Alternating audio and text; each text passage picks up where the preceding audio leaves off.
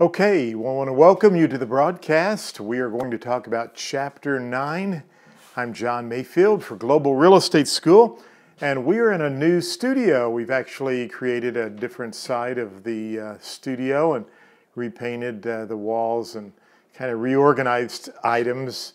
My daughter's actually going through the real estate school, and so we even have a place set up where I can have students on site here with tables and chairs and give some personalized attention, or you can watch from home, but hopefully I can use the entire board now that we're set up and still have a few little things we're fixing and maybe a couple more lights to add, but hopefully the quality looks good. I was watching one of the broadcasts back and I noticed that occasionally the iPad was wanting to change the focus occasionally, but then it kind of worked itself out. So if it goes in and out, I apologize. We're trying to fine tune. We'll get things fixed and try to have the best possible broadcast for you.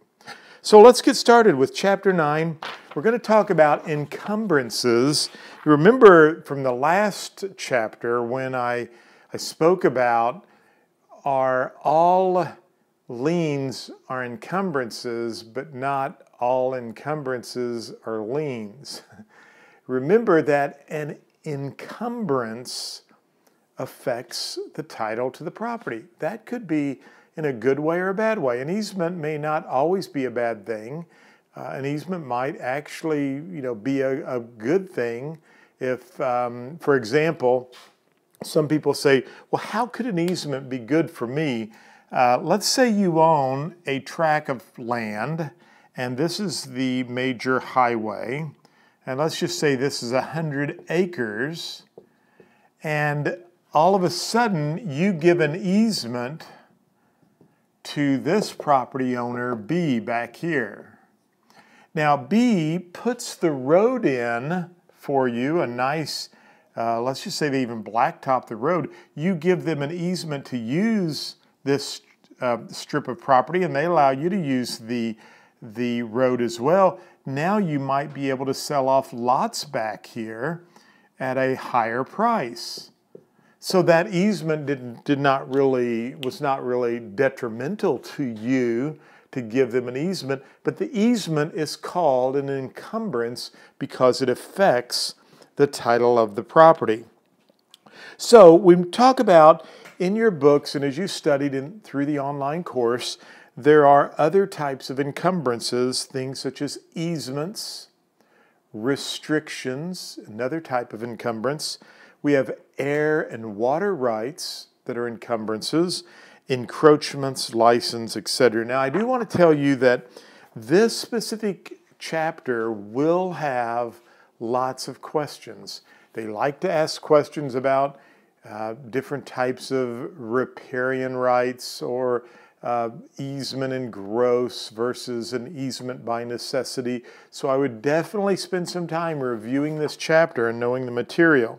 So let's talk about the various types of easements. And the first type of easement we want to talk about, I'm going to erase this right here for us, is called an easement appurtenant. Okay, let's spell that out so that we can see that. So we have an easement, A-P-P-U-R-E-N-A-N-T, appurtenant. So an easement appurtenant. They took phonics out of school when I was a kid. I've been forever taunted with that. You've heard that story before, but it's true. So what is an easement appurtenant? Well, in this case, we have two different types of people that we're going to look at. We have a servient tenement and a dominant tenement. So let's draw out a parcel of property, and let's draw a line, and this is lot A. This is lot B. There's a highway down here. So A has easy ingress, what we call ingress and egress, because there's a highway, right, that borders A's property. B does not have access to the highway. And actually, if we came on down here, we could say this is lot owner C, and this could be broken out into D, and this is E. So B is just kind of basically landlocked, and we could even say back behind here is the national forest. So thousands of acres. So how does B get to their property? Well, they might need what is called an easement. And so in this situation, let's just say that A grants them an easement, 20-foot road easement, so that now B can get in and out of their property, okay? So we have this easement over here. Just want to use some different colored markers here, so that B can now have ingress and egress to the highway. For the exam, they're going to ask you who's the dominant tenement and who's the servient. And so in this example, who's really benefiting the most from this easement? B. And so B is actually dominating the situation. So B is the dominant tenant, and A is serving B by allowing them to go across their land. So A is the servient tenement. And that's in your notes, and you need to understand that. Now, B just has an easement. B does not own anything. There's no ownership interest. There is just the right or the easement granted from A, the servient tenement, to B to use that property, that roadway, that little roadway easement. So that's one type of easement that we have. Now, we can also have what is called an easement in gross. And in this case, let's just say that there is, out of blue, let's just say in this example that there's a gas pipeline that runs through both properties. This is called an easement in gross. There's only one type of tenant in this, or an estate, and it's the servient estate. Everybody's serving or allowing the utility company to go across. You could also have an electric line going across here. This would be an easement in gross. See that? So these are easements in gross, and you need to remember that there's only one estate, and that's an servient estate. They love questions from this chapter. Now, we also have what is called an easement by necessity. And actually, we could say that this easement here was granted by necessity because normally the courts will not allow a parcel of property to be landlocked. Sometimes you might list a parcel of real estate, and the person may say, "Well, I don't have an easement. It's landlocked, and you can't have property that's landlocked. So you go ahead and list it for me. Don't worry, the court will have to give someone an easement because you cannot have landlocked property in Missouri." That is true, but the court might make you pay for that easement, okay?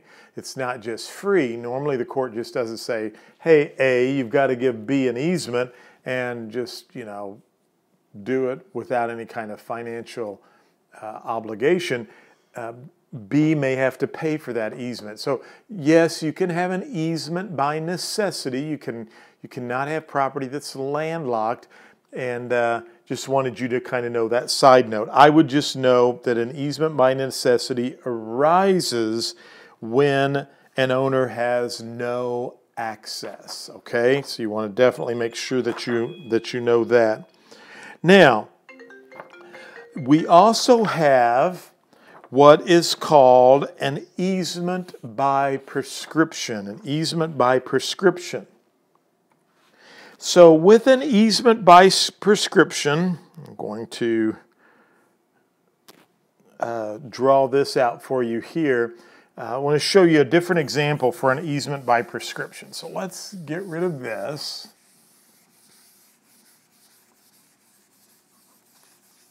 And let's say that here is a parcel of property, right here, lot owner A, and here is lot owner B. And let's say that there's a house right here for A, and A also has a garage back here. And let's say that lot owner B has a house here with no garage, okay? Now, A's garage, let's just say, is kind of built back here like this in the back of the property, and there's a driveway that actually kind of does that.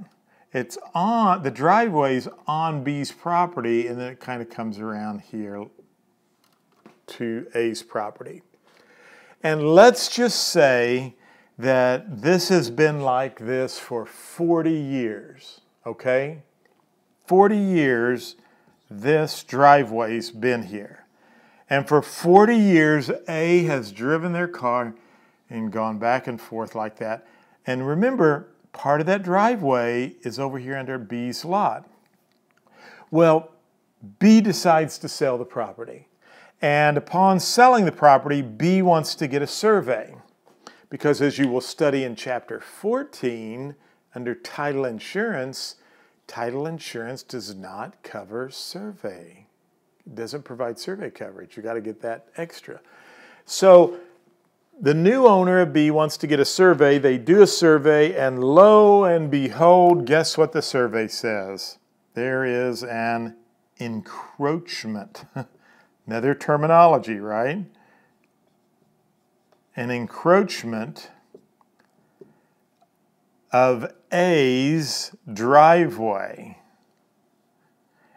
And the new owner wants to put a gate up and says to A, you can't use the driveway anymore. Believe it or not, in my 39 years of selling real estate, I have seen this over and over and over again, where a driveway was on someone else's property, they had used it for years, the property changed hands, and the new owner said, nope, not going to use my driveway anymore. There's an actual TV show now there's a TV show on now where they talk about neighbors who get really violent and upset with people. The neighbors next door, I can't remember the name of it, but I mean, people get really upset over a few inches of property or a few feet. So B puts a gate up, and all of a sudden A comes home and says, what is going on? My driveway's blocked. And B says, yeah, I had a survey. Your driveway's on my property. You can't use it anymore. Well, unfortunately, B is probably going to lose this argument. Why? Because if you look at an easement by prescription, if a person uses a particular piece of land for a certain length of time, the court will usually issue what's called an easement by prescription. And in Missouri, it's just 10 years. Open, notorious, hostile. In other words, you've been using that for 10 consecutive years and no one's ever stopped you. Guess what? It's probably going to be, you're probably going to be able to use that moving forward. So that's called an easement by prescription. Sometimes you actually, remember I drew out the example earlier, and sometimes where lot owner B was back here and they're landlocked and there is a road and B's used that road, they build a home and they go in and out of that road. Over 10 years, if that happens, they could go and get what is called an easement by prescription. Sometimes I've seen that a lot, and so B is probably going to lose this argument, legal argument, because it's gone on for a long time. for over 10 years.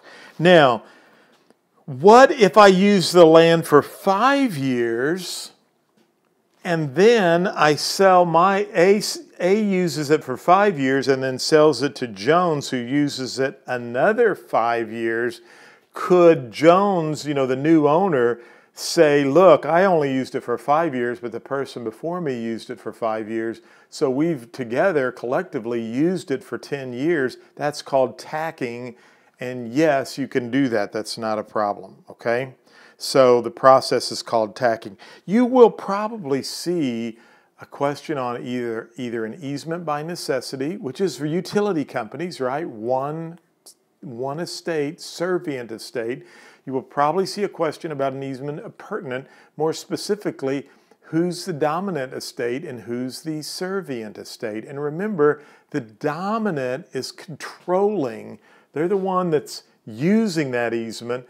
The servient is the one that says, by all means, please use the land and you're welcome to go back and forth. So I'm giving you the easement. So those are ways that you can you're going to see questions on the exam. Now, let's take a quick look here about how an easement can be created. And there's several ways you can create an easement. The first one is through reservation. Reservation. Now, let's say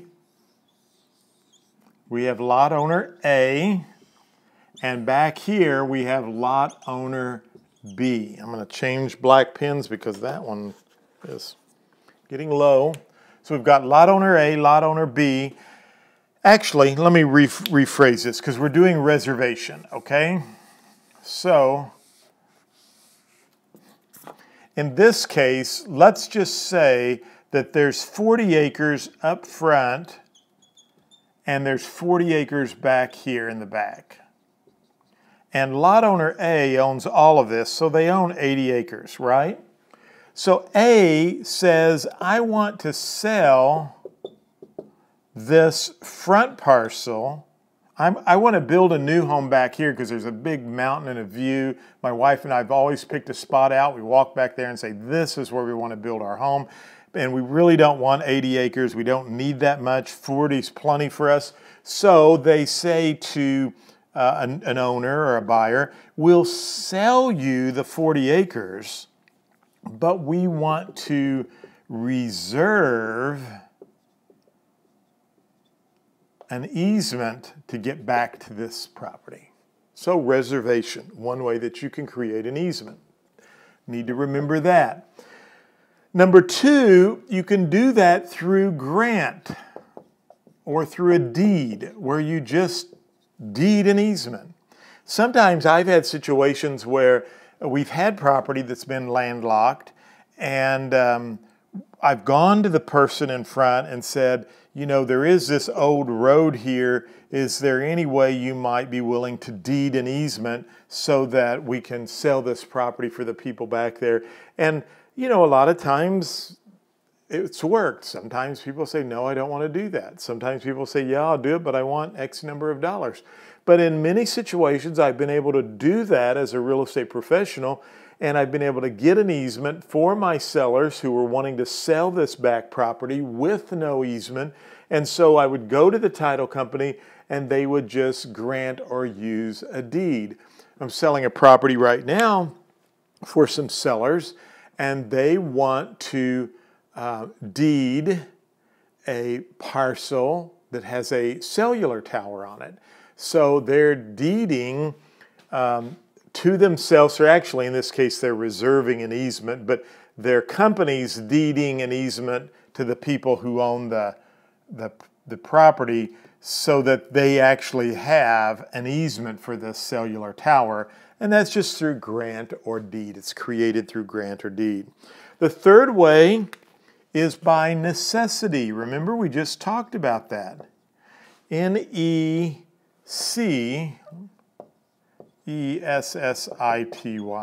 through necessity. It's landlocked. You have to have an easement. Remember, the courts could grant an easement by necessity. It might make you pay for it, but necessity is another way an easement can be created. And then another way is through what we call long-term usage. And here's why you have to know the definitions. An easement through long-term usage is what? Easement by prescription. Good. Easement by prescription. And then also from implication. Sometimes an easement just can be created through implication, which is another, kind of goes along with this long-term usage. But remember, really through implication is perhaps this easement, this road was there, and for years I just used it because I thought that it went with my property. The buyer, the seller who sold it to me told me it was an easement, and I used it. And so, it was implied to me that it was an easement. So through implication, I was able to create that. But I probably would also have to maybe tack on long-term usage or necessity. But I don't think you'll see a question regarding that. You just do need to know about how easements are created. And also, you need to know who the dominant estate is, who the servient estate is. You need to know about easement and gross, just utility companies, servient tenants, and so forth. Now, let's talk about how this easement can be terminated. Well, number one, and you need to they love these kind of questions too, through a merger of the property. You may see a question on the test that says, Carr owned 40 acres and Falk owned 40 acres behind Carr. And Falk had a 20-foot easement to use the property, and they're going to go through this big, long, drawn-out story, and they're going to finally at the end say that Carr bought Falk's property. Would that terminate the easement? And the answer is yes, because they merged, right? Carr bought Falk's property. They merged those two properties together. So, if that's the case, merger could terminate that easement. The second way is through abandonment. So and that happens a lot around here because people may inherit property down around Viburnum and down towards Ellington, and they could live in California. When we search the courthouse records and we start looking at some of the people that own these properties, they live all over the place, and they may never come to Missouri for years to look at the property. Well, when their parents or grandparents owned it, they used that road all the time, but after they passed away and left the 40 acres or whatever to them, and they've never come back to use it, it's been abandoned, and so that long-term usage of not using it could also abandon the property. When the purpose no longer exists, so let's just say here's the roadway, and remember in this example they needed an easement to get back here to the property, but let's just say they build a new highway up here that now faces this 40 acres. There's no really need for this easement anymore because there's a new highway there and they have easy access to their property. So that is when the purpose no longer exists. So let's write that down. Let's see, no longer.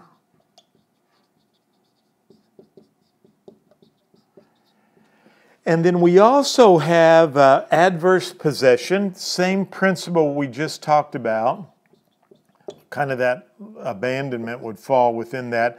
Adverse possession is, when it says here by the owner of the servient estate. So if they put a gate up here and they block that off, or let's say they planted trees in a big concrete flower bed or whatever, and that roadway was blocked off, and it was that way for 10 years or longer, and no one ever said anything, that would be adverse possession. That could stop the easement. So that's another way.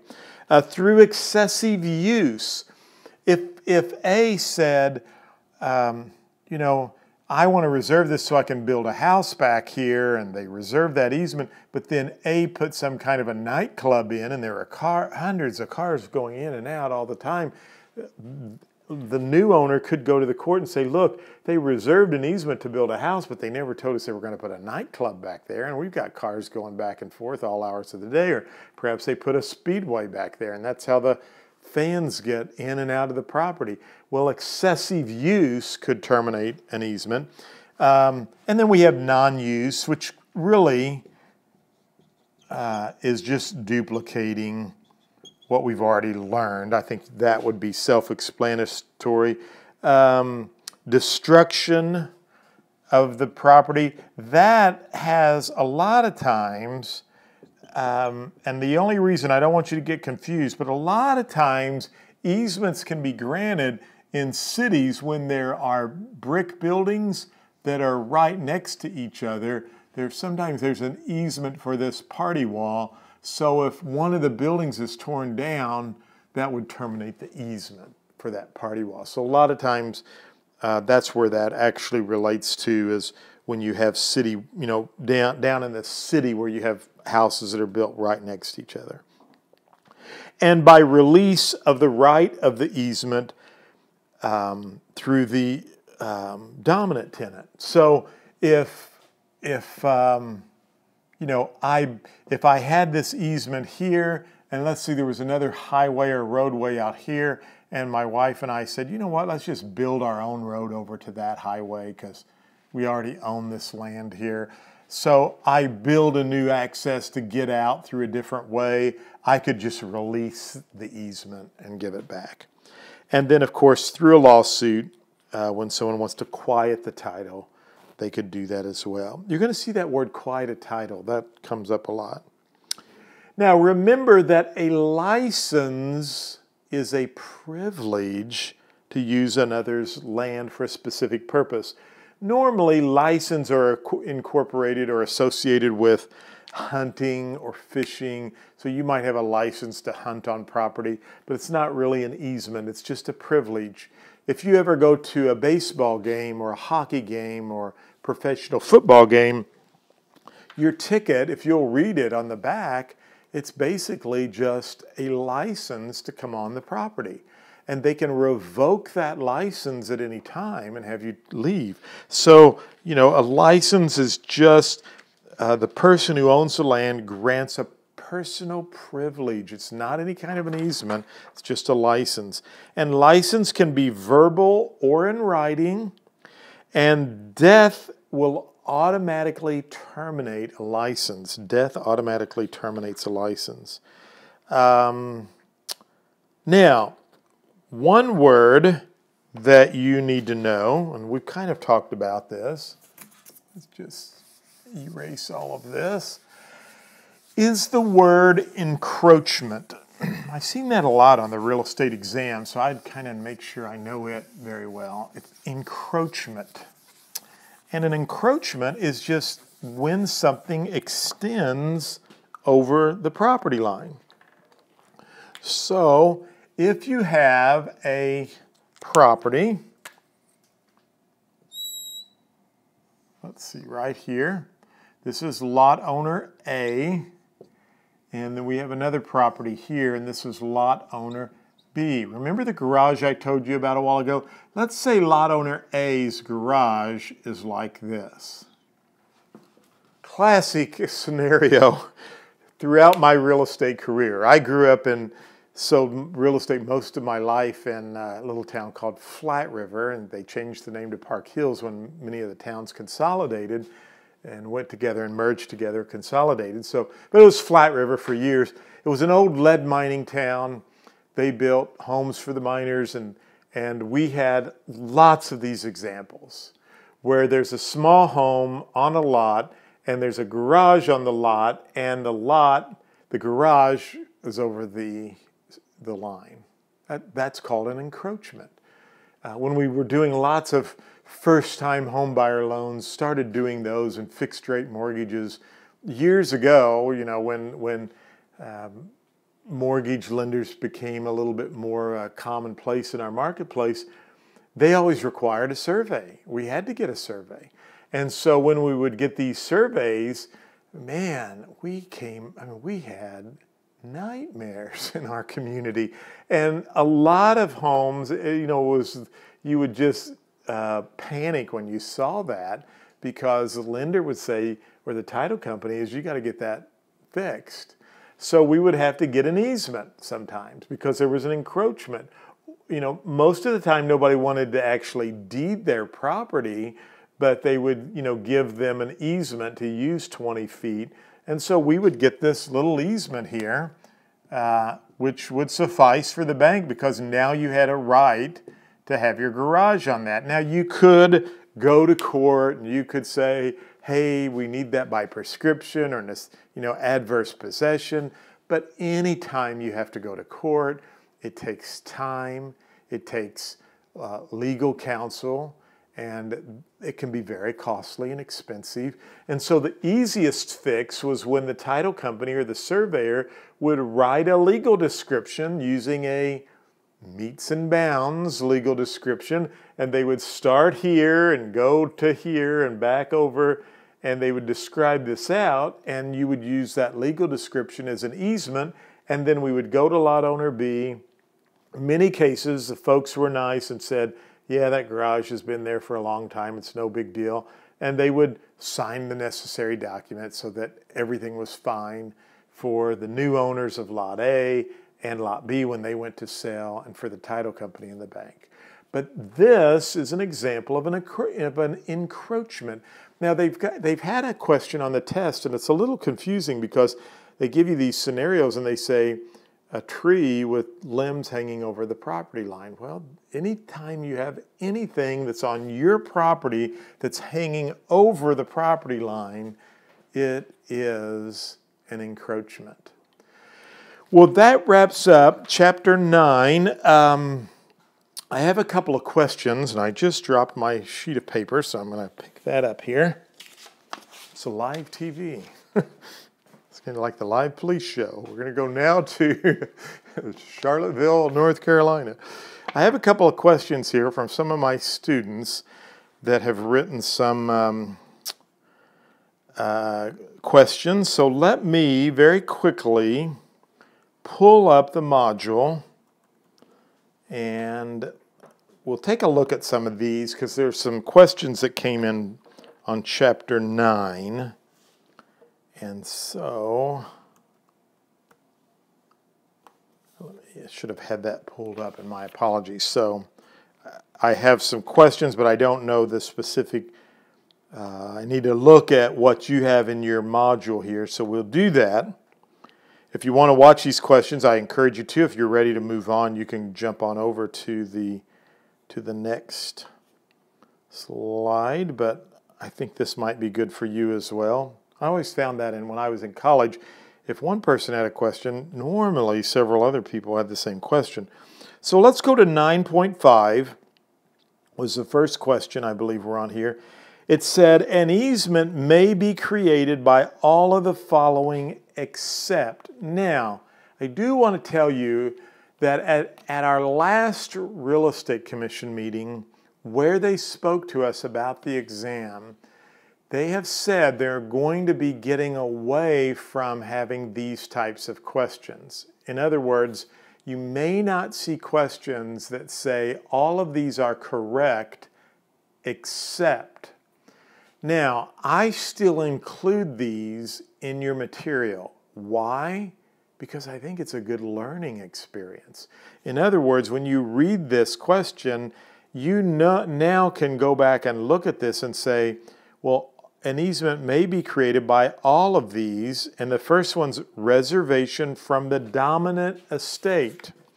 Well, remember, an easement may be created by reservation from the dominant estate. Remember, the dominant are they on the front or the back? Well, they would be back here. Dominant estate, this would be the serving estate. So could the dominant estate, in this case, reserve? Now, I think they could because I just drew that out. Remember, I said my wife and I want to build a home back here, so we don't need 80 acres, so we're going to sell off that front 40, but we're going to reserve an easement. Can the dominant estate reserve an easement? I think that's true. An easement may be created by all of the following except through acquisition of the properties? No. Acquisition means the same thing as merger. In other words, if A acquires B, in this case, or let's say this is C, if A acquires C or C acquires A, that doesn't create an easement, that actually terminates an easement. So I think that could be the answer. The next one is through the use of a deed. So an easement may be created by all of the following except, so in other words, one of these is wrong. Could an easement be created through the use of a deed? Yes. Remember, that was one of the things I said here, through grant. Through grant, which is the same thing as use of a deed. And through reservation from the servient tenant.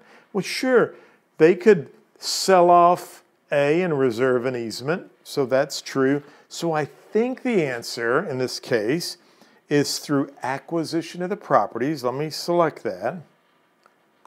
And the answer says yes, I got the correct answer. So an easement can be created by all of those except through acquisition. That's the same thing as merger we just talked about.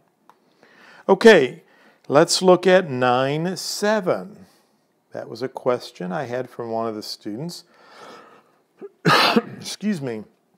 Which best describes the difference between an easement and a license? Now remember, an easement, or an easement's a privilege or a right to use something, but a license isn't really any kind of conveyance of, the license is just the right or the privilege. So which best describes the difference between an easement and a license? Here's the first answer. An easement can be revoked where a license cannot. That's false. You can't revoke an easement. There are some ways you could terminate it, but you could never just revoke it.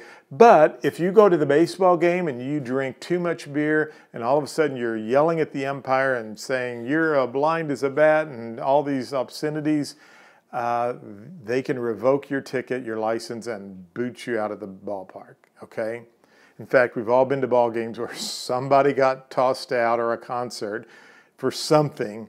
Their license was revoked. So that's not true. Which best describes the difference between an easement and a license? An easement is an estate in land whereas a license is not. That sounds true, but let's read on. An easement is an interest in land where a license is not. That's tough. And the last one, an easement is done by permission, whereas a license is not. So we're going to eliminate the last one because an easement is not done by permission. That doesn't go real good. So an easement is an estate in land where a license is not. An easement is an interest in land, whereas a license is not. Well, remember we have freehold estates and non-freehold estates. I think, and I could be wrong here, because I can't honestly remember the answer to this, but I want to say that an easement would be more, and let's just go back in our notes here and look. So an easement appurtenant is a right or a privilege that an owner has. For example, so it's a right or a privilege that an owner has. So, I'm going to say it's an interest and not an estate. It's a right or an interest, right or a privilege. So I'm going to hit submit, and it says I'm correct. Now, I'm going to go back to 9.7, and I'm going to select an estate and submit, and it's incorrect. So remember that an easement is an interest. I have a book, and it is around the corner. I was going to actually pull that up, and we would kind of go into an easement a little bit more. But it was coming back to me, and the reason I chose interest is an estate is actually ownership interest. Freehold estate is ownership interest. Could go on for indefinitely. Non-freehold estate has to do with leasing. An easement is really more of an interest. It's a right or a privilege. It's not ownership interest. So that's why I did not choose an estate, okay? Great question. I'm glad that we were asked that. Now, 9.9 is the last one. Which of the following cannot be considered an encumbrance? Now remember, an encumbrance is anything that what? Affects the title of the real estate. So let's read the answers. Which of the following cannot, so the word is cannot be an encumbrance? A deed restriction, an easement on the servient tenement, a mechanic's lien on new construction, a zoning ordinance. Which of the following cannot be considered an encumbrance? Remember Uncle who? Pete. Police power, eminent domain, taxation, escheat. And remember, part of police power is building codes and so forth. So the correct answer is a zoning ordinance. And I'll hit submit, and that is correct. That is not an encumbrance. That's just police power. That's just you own your property, but the government has the right to put zoning ordinances in. But a deed restriction, a mechanic's lien, and an easement are all examples of encumbrances. This is really a chapter you could see 5 or 6 questions from. I mean, literally, if not more. I would not blow this chapter off. It'd be one of those that I would review, and keep going through your material, but know the definitions, the flashcard information, and so forth. So that's all for chapter 9, and I'm going to have my assistant hit the stop button, and we will see you in the next chapter. Thank you so much for watching.